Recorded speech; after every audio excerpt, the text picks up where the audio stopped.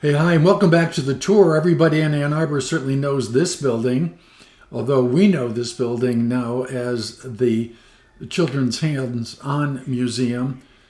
But in 1882, it was erected as the old firehouse, and the location is 111 North 5th Avenue, and it is on the corner of 5th and Huron Street. So let's take a look at the history of this building.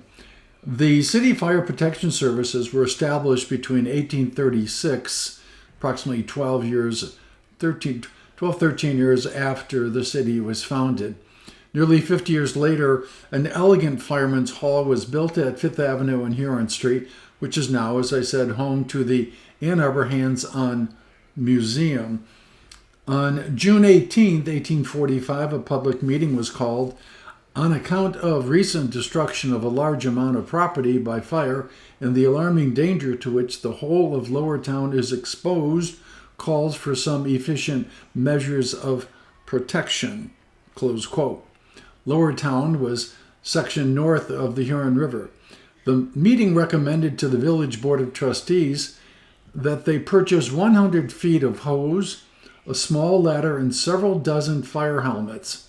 A code of fire rules was adopted which stated, quote, "Upon hearing the cry of fire, every citizen under pain of punishment must call fire at the top of his lungs and go to the scene with a bucket or pail."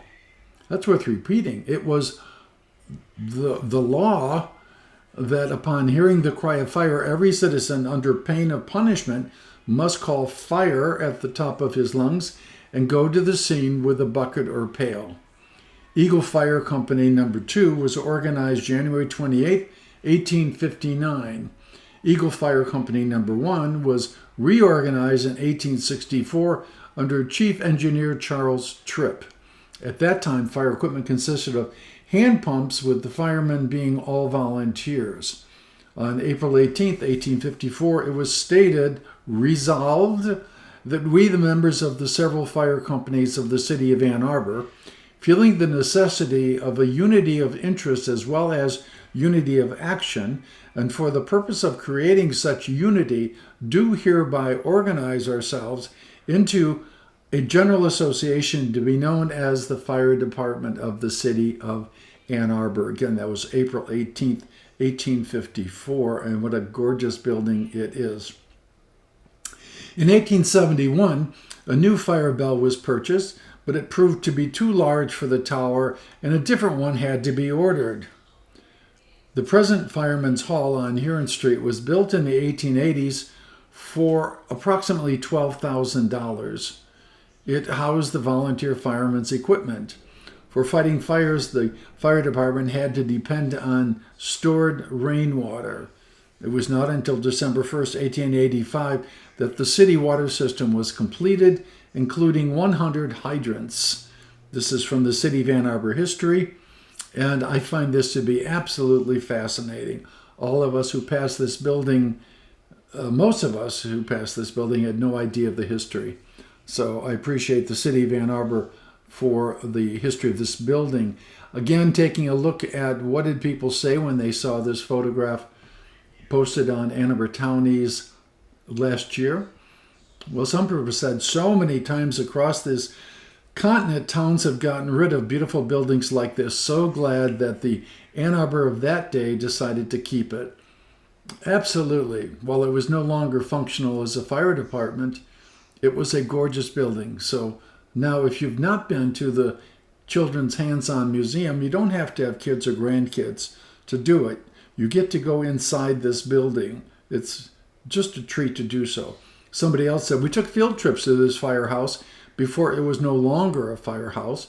I remember sliding down the pole. By the way, the pole is still there. A big deal when you're 8 years old.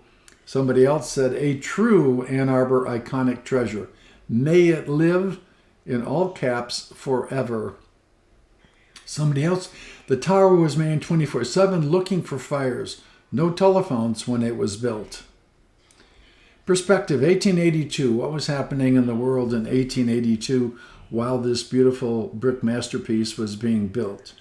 Well, Thomas Edison starts the U.S. first commercial electrical power plant, lighting 1 square mile of lower Manhattan. 1882. With 120 miles, James Saunders wins the New York City 24-hour race and the $100 prize. Think about that, 120 miles. My goodness. Also in this year, the American outlaw Jesse James is shot in the back of the head and killed by fellow gang member Robert Ford. In Russia, Tsar Alexander III bans Jews from living in rural Romania. Also, in that year, the Hatfields of Southwest Virginia and McCoys of East Kentucky feud. 100 were wounded or died in that feud. So that's the background of this beautiful building and that time and space in our lives. So I hope you've enjoyed this. Please go visit it. As always, stay tuned. And if you'd like advance notice when we post the iconic Ann Arbor photos and brief histories, please just hit the subscribe button. All right. Thanks, and I'll see you again soon.